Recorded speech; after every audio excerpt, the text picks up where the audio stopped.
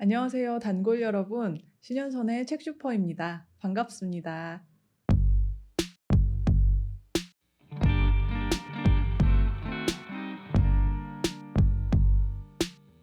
오늘은 두툼한 장편 소설을 가지고 왔어요. 무려 400쪽에 달하는 아주 두툼한 장편 소설인데요. 일단 이 두께에 겁먹지 마시라는 말씀을 드리고 싶어요. 아주 몰입도가 높고 정말 결말까지 너무 궁금해서 계속 달려가게 하는 그런 서사이기 때문에요. 오히려 막 책장이 줄어드는 걸 아쉬워하면서 읽으실 수 있는 그런 소설입니다. 일단 저는 그랬어요. 그런데 오늘의 이 신선한 책 소개를 드리기 전에 먼저 얘기하고 싶은 책이 있어서 그 얘기부터 좀 하려고 하거든요. 혹시 플라스틱 바다라는 책 아세요? 한국에는 2013년에 출간된 책인데요. 당시에 그 책을 읽고 정말 충격받았던 기억이 나요. 왜 찰스 무어라는 사람이 항해를 하다가 우연히 북태평양의 어느 지역에서 거대하게 쌓여 있는 플라스틱 쓰레기 섬을 발견하는 이야기를 다룬 논픽션인데요. 왜 인간이 사용한 그 온갖 플라스틱들이 바다로 밀려들고 들어서 북태평양 어느 한 지점에 바람도 잘 불지 않고 아주 태양도 뜨거운 그 고기압에 파도도 거의 없는 어떤 지점에 그 쓰레기들이 모여서 섬을 이루고 있는 거예요. 그것에 너무 충격을 받았던 이 찰스 무어가 이 실태를 고발하는 이야기인데요. 이 덕분에 플라스틱 쓰레기 섬이 태평양 어느 지역에 있다는 사실이 지금은 많이 알려져 있죠. 오늘 소개할 소설에 바로 그 플라스틱 섬이 등장을 합니다. 바로 우밍이 작가님의 복안인이라는 소설이에요. 이 표지의 그림도 작가가 그렸다고 하더라고요. 그러니까 화가로도 활동하는 아주 흥미로운 작가인데요. 우밍이 저자는 타이완의 작가이고요. 보가니는 2011년에 타이완에서 발표됐던 작품이에요. 그리고 한국에는 올해 9월 번역이 되어서 나왔습니다. 생각해보면 2011년 그리고 2025년 이 사이는 짧지 않은 시간이죠. 그런데 이 책을 다 읽잖아요. 그러면 무려 14년 전에 발표된 어떤 소설이 얼마나 현재적인지를 정말 생각하게 됩니다. 너무 지금 내가 읽는데 14년 전에 나온 책이라고는 믿기지가 않는 그런 책이었어요. 왜 지난 책슈퍼에서 소개한 흙이 사라진 세상과도 연결되는 대목이 아주 많은 소설이었는데요.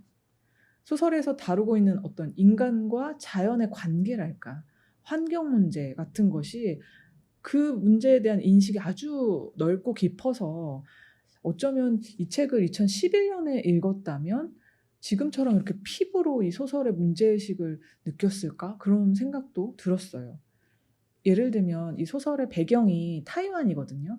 그러니까 여기에도 그런 내용이 나와요. 막 해마다 비가 점점 더 많이 오고 그리고 지진도 잦아졌다 이런 표현이 나오는데 그러면서 막 해안의 경관도 달라지는 거죠. 해안 도로가 막 물에 잠기기도 하고요. 그런데 이런 장면은 지금 우리에게도 낯설지 않은 것 같아요. 왜 극한의 폭우 때문에 홍수 피해를 겪기도 하고요. 막 그러면서 산사태 위험도 엄청나게 커지잖아요. 지금은 한국 사회도 마찬가지인 것 같은데 그래서 이 보간인이라는 소설이 아주 중요하지 않나, 거듭 읽혀야 하지 않나라는 생각도 했습니다. 일단 책의 줄거리를 간단하게 소개를 해볼게요. 여기에는 가상의 어느 섬, 와요와요라는 섬이 등장합니다. 태평양 어디쯤에 있는 아주 작은 섬이에요. 얼마나 작은가 하면요. 이 보통 사람 걸음으로 섬의 어떤 한 지점에서 아침에 오전에 출발을 하면요. 점심이 되기 전에 한 바퀴를 돌 수 있는 그만큼 작은 섬이에요. 근데 섬은 너무 작고 바다는 너무너무나 넓잖아요. 그래서 와요와요에는 아주 독특한 문화가 있습니다. 그것이 바로 어느 집안에 두 번째 아들, 그러니까 차남이 태어나면요. 그 두 번째 아들은 일정 시기가 되었을 때 이제 성장을 해서 섬을 떠나야 합니다. 뭐 일종의 인구 조절 방책인 셈이에요. 섬은 작으니까요. 뭐 자기가 직접 만든 배를 타고 바다로 나가면 사실 거의 대부분은 살아서 돌아오기 어렵기도 하니까 여기에 이제 등장하는 주인공 아트리에도 그런 운명을 안고 태어난 두 번째 아들입니다. 그리고 바다로 떠나죠. 그래서 바다로 떠난 지 뭐 며칠 지나지 못해서 식량도 잃어버리고 또 거센 파도도 막 만나다가 이제 거의 죽기 직전에야 어느 섬에 도착을 해요. 근데 그 섬이 바로 플라스틱 섬이었어요. 한편 또 다른 주인공 앨리스라는 인물이 있는데요. 앨리스는 타이완에서 문학가, 그러니까 교수로 일하는 사람이에요. 하지만 지금 그녀는 자살을 결심한 상태입니다. 남편과 아들이 실종되었거든요. 앨리스의 남편은 아주 타고난 모험가예요. 그래서 아들을 데리고 산악 등반을 나갔는데 아마 조난이 된 것 같아요. 결국 남편은 죽은 채로 발견이 되고요. 그래서 앨리스는 삶의 의미를 잃어버린 상태예요. 앨리스가 남편과 함께 타이완의 아주 아름다운 해변가에다가 집을 지었는데요. 그 집도 더 이상 앨리스의 이 삶의 의미를 되찾아주지는 못하고요. 게다가 앞서 말씀드렸듯이 해수면이 점점 이제 상승하니까 언젠가 이 집도 바닷속으로 잠겨버릴지도 모르는 그런 운명인 거죠. 이 보가니는 플라스틱 섬에 조난된 그 아트리에가 겨우 목숨을 연명하면서 섬에서 지내다가 아주 거친 파도 때문에 이 플라스틱 섬의 일부가 떨어져 나와서 타이완의 해변을 덮칩니다. 그러면서 일어나는 일을 그리고 있어요. 그리고 두 사람, 그러니까 아트리에랑 앨리스도 그렇게 만나게 되는 거죠. 제가 앞서서 왜 결말이 아주 궁금해지는 그런 소설이라고 말씀드렸잖아요. 진짜 이 줄거리 들으면 정말 그렇지 않으세요? 저는 진짜 이 설정이 너무 흥미롭고 그리고 거기에 이제 호기심이 동해서 책을 선택했는데 결론을 말씀드리자면 정말 아름답고 슬픈 소설이었다. 네, 입니다. 마지막 장을 덮을 때까지 그랬어요.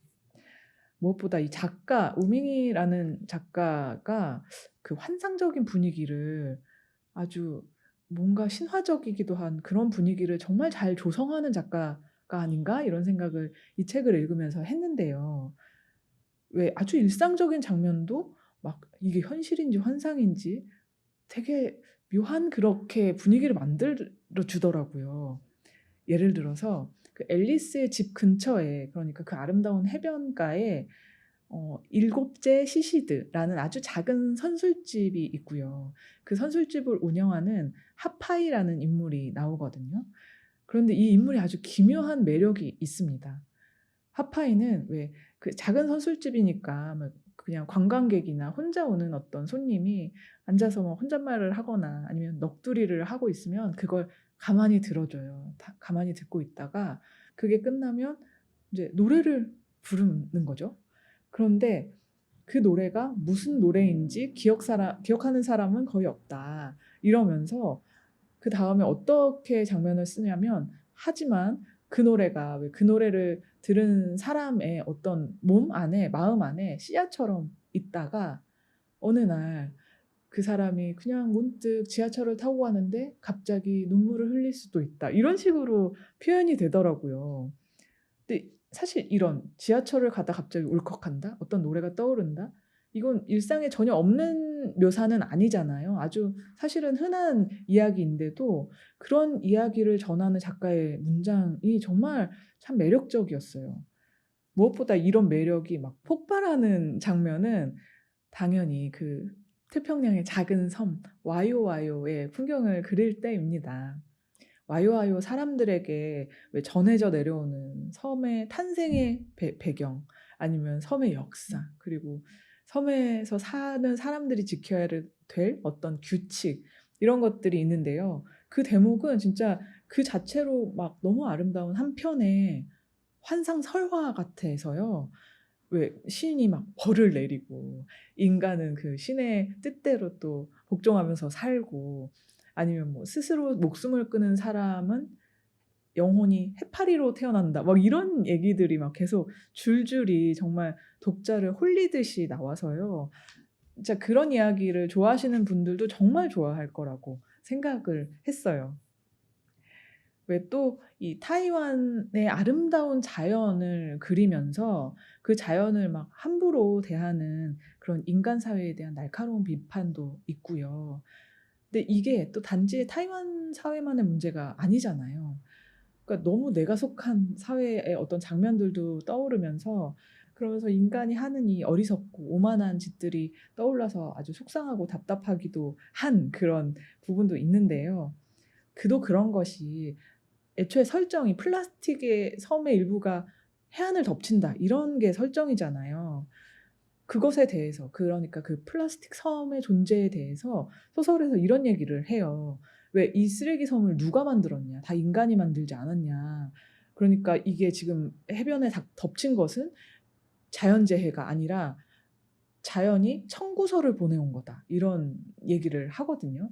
그리고 또 왜 산을 막 뚫어서 터널을 만드는 장면을 보면서, 왜 돌아가는 시간을 아끼려고 터널을 만드는 걸 텐데, 그러면은 그 시간을 아끼는 게 비용을 아끼는 것처럼 보이겠지만 과연 그렇냐.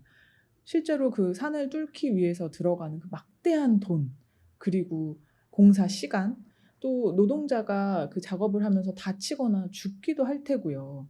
그리고 산을 뚫는 거기 때문에 훼손되는 그 생태계 문제도 있을 거잖아요.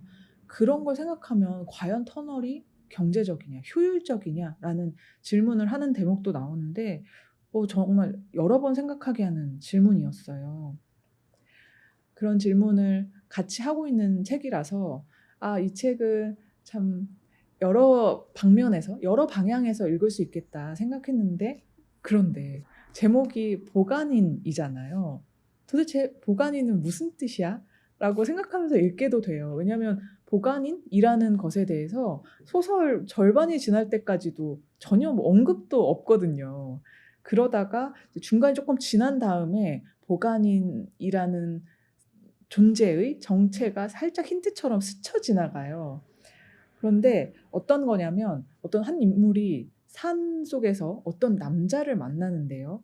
그의 눈이 왜 그냥 보통 사람의 것이 아닌 거예요. 그러니까 겹눈. 눈이 아주, 그러니까 복 아닌 거죠. 여러 겹눈이 있는 남자가 나타난 건데, 그 눈마다, 각각의 눈마다 너무나 여러 장면을 담고 있고, 그래서 그 사람과 눈이 마주쳤는데 뭔가 아주 엄청난 풍경을 본 것 같은 그런 느낌에 빠지는 장면이 나오거든요. 그러니까 이 보간인이 도대체 뭔지, 그리고 어떤 은유인지도 소설에서 막 엄청 드러나게 얘기하지는 않아요. 물론 후반부에 가면은 보간인이 어떤 인물과 만나서 막 얘기하는 장면도 나오고 좀 더 어떤 존재인지를 눈치챌 수 있게는 해 주지만, 하지만 저마다, 읽는 사람마다 '아, 그래서 이 보간인이 뭘까? 왜 제목을 보간인으로 했을까?'라고 좀 더 생각해 볼 여지가 있습니다. 저 같은 경우에는 소설 전체를 아우르는 존재이기도 한 것 같다는 생각을 했어요. 그러니까 보간인이 그 산에서 만난 그 남자, 겹눈을 가진 남자, 단지 그걸 얘기하는 건 아닐 수도 있겠다라고 생각했는데, 그래서 이 각자가 이 책을 읽고 나서 도대체 보간인이 뭘까? 보간인의 제목에 대해서 자기만의 해석을 나눌 수 있다는 아주 매력도 있는 것 같아요. 좋은 소설은 읽은 뒤에도 계속 내 마음에 남아서 질문하게 하는 것 같거든요. 사실 지금 이런 문제의식을 담은 보간인이라는 책을 읽는다고 해서 어떤 문제가 해결되지는 않겠죠. 뭐 당장 플라스틱을 아예 안 쓸 수도 없는 노릇이고요. 그리고 진짜 환경 오염이 딱 중단될 수 있을 만한 어떤 묘안이 있는 것도 아니잖아요.